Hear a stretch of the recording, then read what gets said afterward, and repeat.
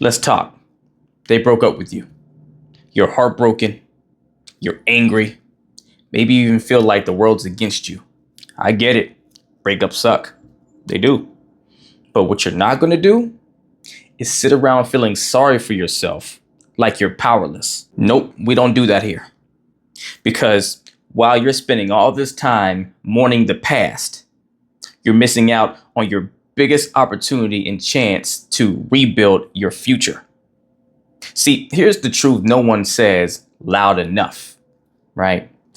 You don't heal by drowning in your pity or drowning in your anger or your frustrations or your resentment towards your ex or whatever. Not at all.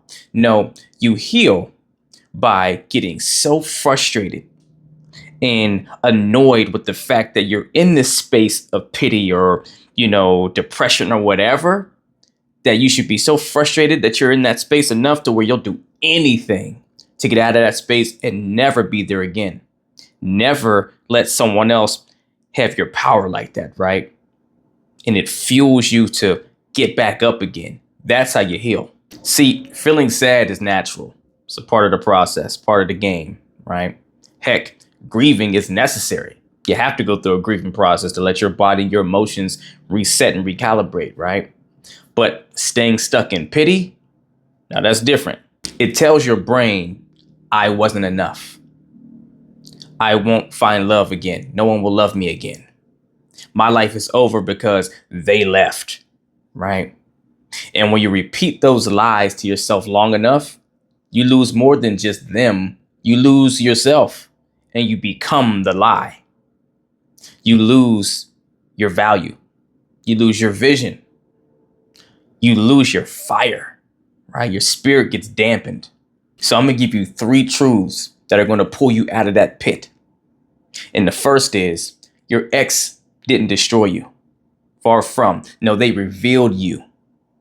They showed you what you still need to heal. They exposed your patterns, your needs, and your real standards, right? It's a moment of clarity going on, right? So don't sit in that like a victim. Oh no, you study it like a warrior. Become a student of what's being revealed to you about you. The second truth, your power was never in their hands, even if it may have felt like it was. Yeah, they may have left. They may have hurt you, right? But they don't get to define you unless you allow them to, right? Your peace, your comeback story, your glow up, that's always you and always was. As long as you're willing to champion for that glow up, for that bounce back, right? Over championing for the pain. It's always your choice. It's going to ask yourself, which one makes more sense to choose and believe in? And what is going to be more of the motivator to get what you want, right? What do you need to focus to get what you want versus focusing on what you don't want? Because wherever focus goes, energy flows, and that is always what grows. So if you want to grow the pain and grow the misery, go ahead. Be my guest. Keep on stewing in the pity, wallow in it. Keep thinking of all the horrible things with your ex and go find the Facebook groups out there of people that ex bash so they can support your feelings and make you feel so validated, right? You can be right all day. Or do you want to be better? Do you want to feel better? Do you want to feel free? Do you want to feel like you've conquered this little small period of time in your amazing life to be if you choose to make it that? And this third truth, I really hope you hear me on. Your life is still yours to build, and it was never theirs to sabotage. Yes, you gave the best of yourself, right, for that time period to someone who didn't want to hold it or couldn't hold it, whatever. Cool. No knock to them. It's their choice, whatever you want to say. But now is the time to give yourself the version of you that you tried to give them. Hell, give yourself an even better version than you were trying to give your ex, right? Go above and beyond to a version of you you never thought was possible, because you deserve that for you. If no one else does, you definitely do. You owe it to yourself. give that to yourself. And the best part is you do it strictly and 1,000% for yourself, for no one else. Definitely not for your ex, not to prove a point to them, not to show them that you can, be better than ever and they didn't break you and all that stuff. They don't matter at this stage in your journey for your life. This is about you and only you. And by doing that truly for yourself, you'll indirectly start to be amazing for anyone around you in your life that matters to you, right? So much more. It was one of the biggest pieces that got me to where I am today, right? I'm pretty sure if my exes, if they do see any of my videos, they follow me, whatever, I don't know, if they come across my work and all this stuff, I'm a night and day difference of a person than I was with them.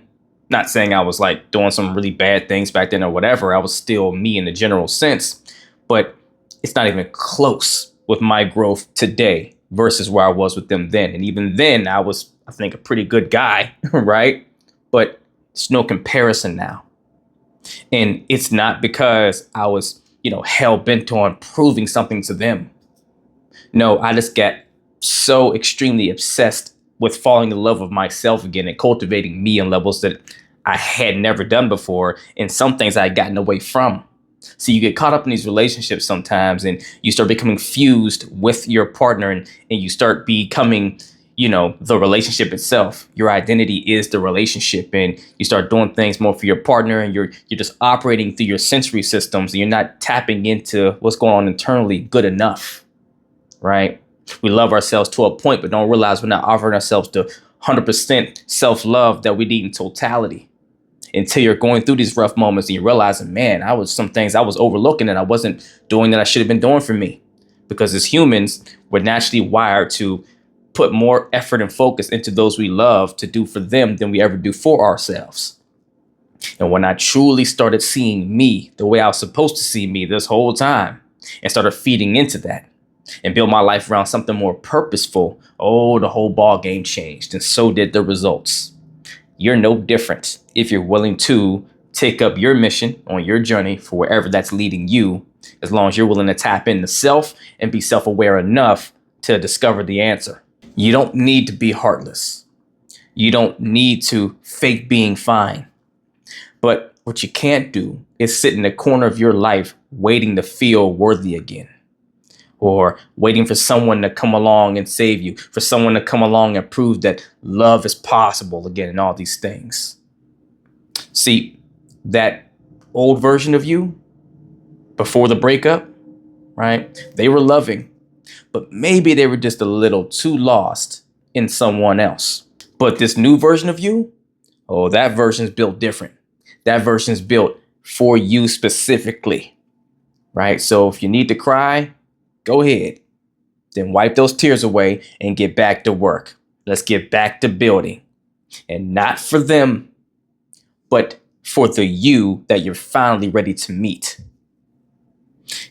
If you're on that journey right now, you're about to start that road, let me know down in the comments below what you're going to do, your first course of action to take your power back and become that you that you always deserve to be for yourself. If you need help going on that journey because maybe you don't feel you have the skills or the tools or don't know where to begin, there's no judgment there. That's what I'm here for. Then email or DM me the word coaching and we will get to work, only if you're truly ready to put that work in. If you're not ready for one-on-one coaching, or the time, space, or maybe even the resources, then at least email or DM me the word transformation, and I'll send you the link to one of my transformation courses that I teach you the same things I teach my clients one-on-one at your own pace, on your own time, at something more reasonable for your resources. But in any case, do something to get in the race. Let's get it.